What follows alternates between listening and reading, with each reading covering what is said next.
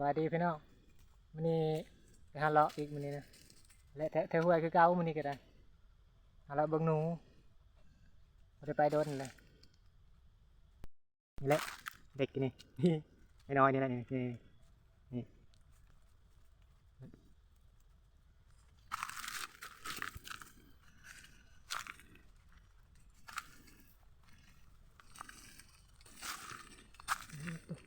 แดดพี่น้องเดี๋ยวมาดูนี่แหละแดดแล้วเอาเดินหาเลยโคตรแดดเลย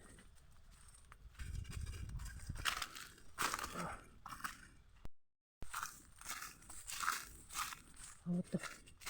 แดดอะไรนี่นะทุกว่าโห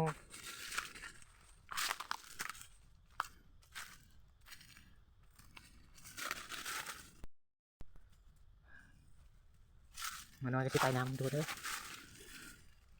มาน้อยก็ไปน้ำผมเซยทุกคนก็มาเตยลายเลยนูขวัดทุกคน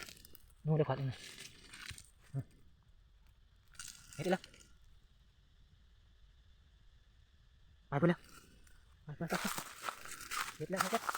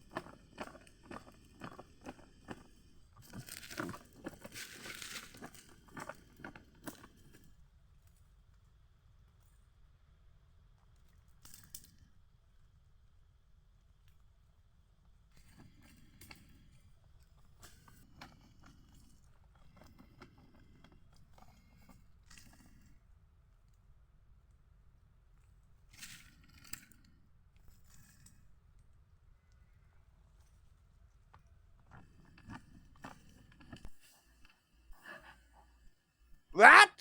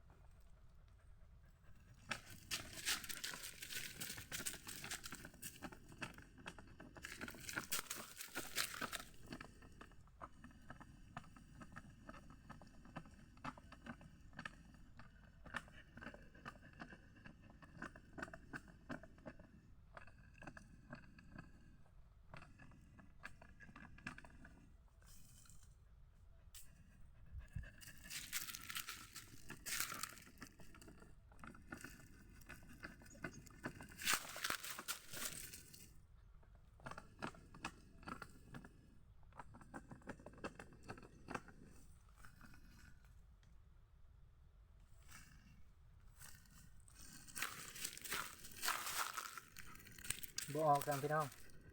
บ่ออกซ้ำเอ้ย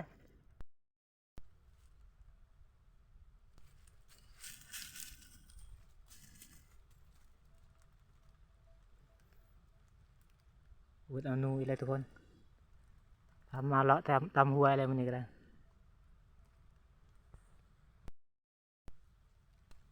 วันนี้นอนเลย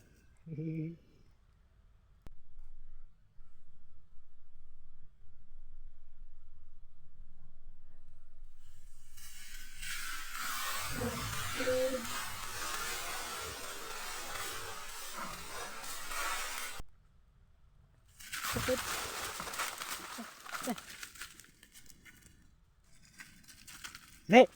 เย็ดเล่เล่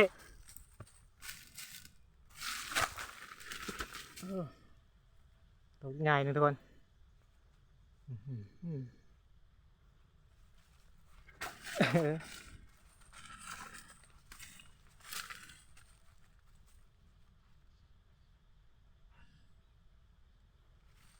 มาเติมอย่าลืมพาพี่น้องโอ้ใครแต่มันบกไกล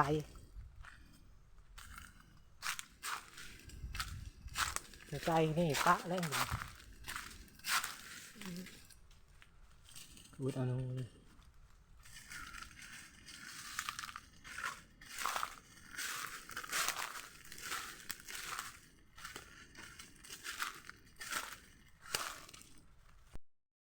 เอาหนูเนี่ยเอาหนูอีกแล้วได้พี่น้องก็จะเป็นคุมดูเสียดายมันอยู่บ่เป็นทับไว้ลี่เลยนะ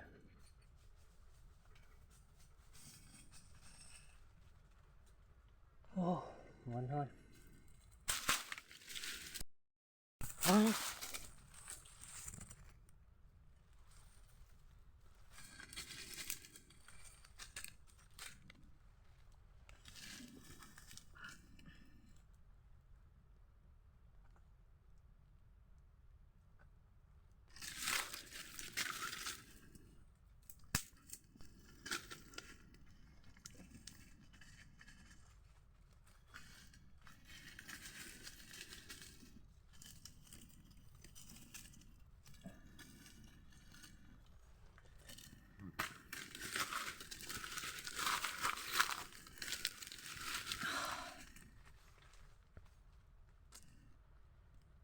โอ้ตัวควันนี่เลยยันหูมันเลิกกูแต่ว่า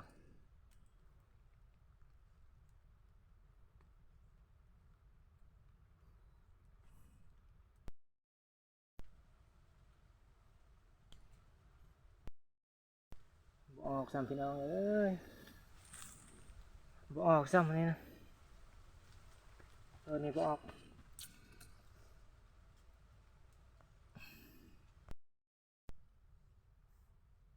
มาจนเงานอน มันบออกซ้ำ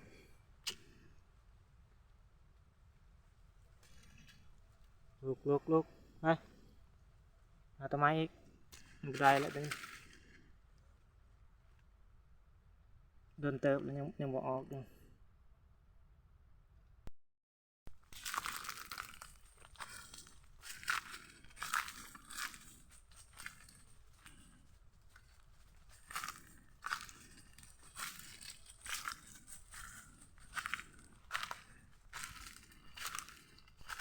แต่ควักที่นู้นเลยควัก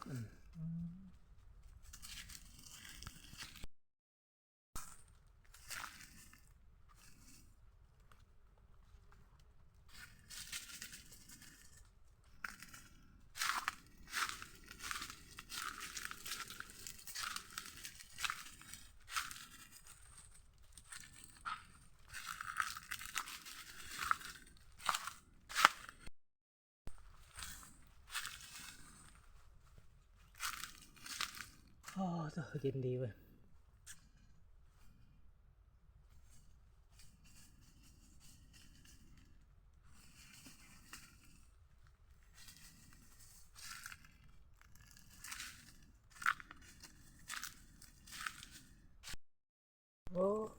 นี่เอาเถิงพุ่นแล้วเล่นลงรุมพี่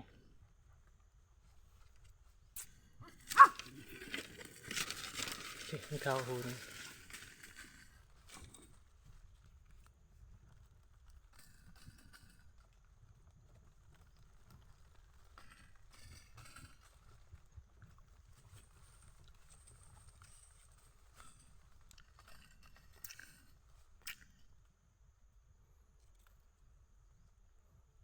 มีหูถึงตัว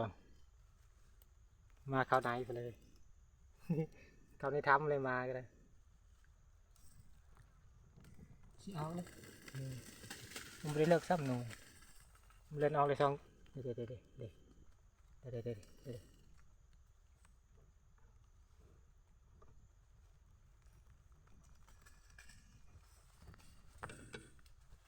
พี่น้อง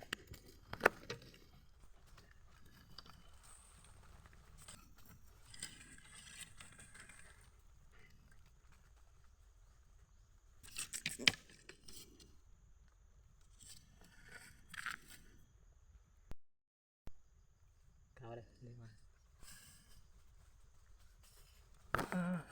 ว่าวุดเอาก็ได้อย่างนี้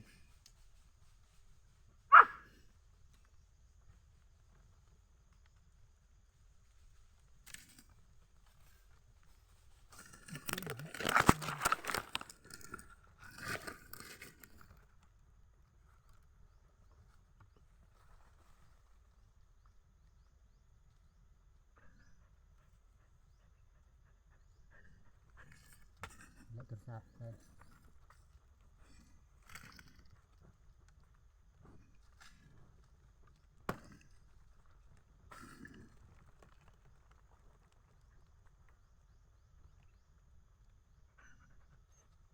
ทุกคน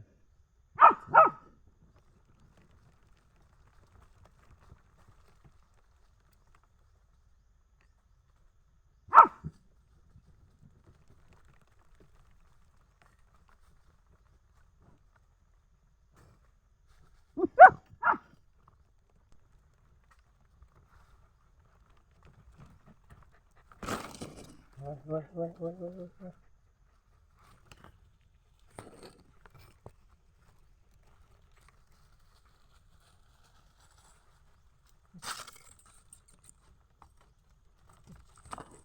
ขนมก็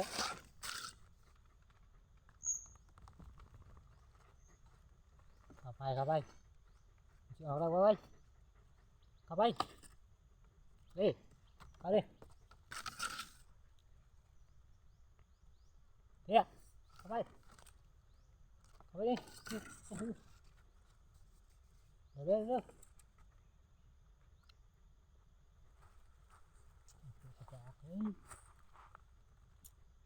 เข้าไป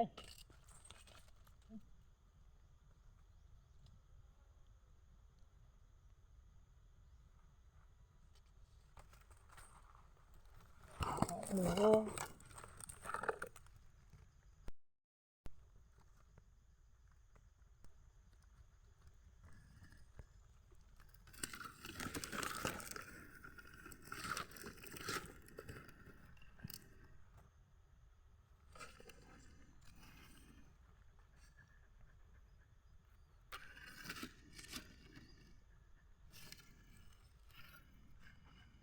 ใกล้เ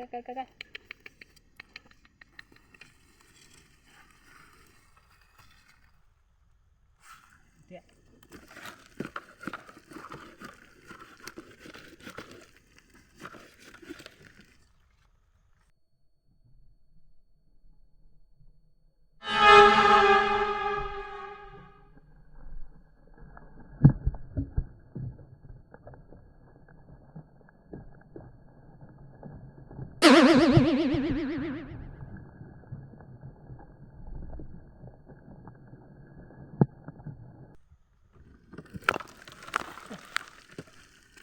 ใช่เลย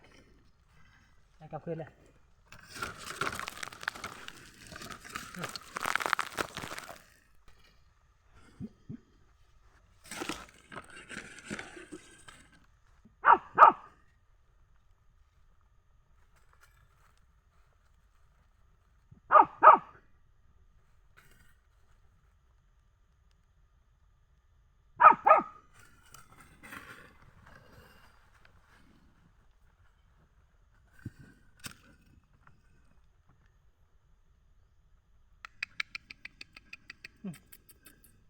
สิกันกันไกล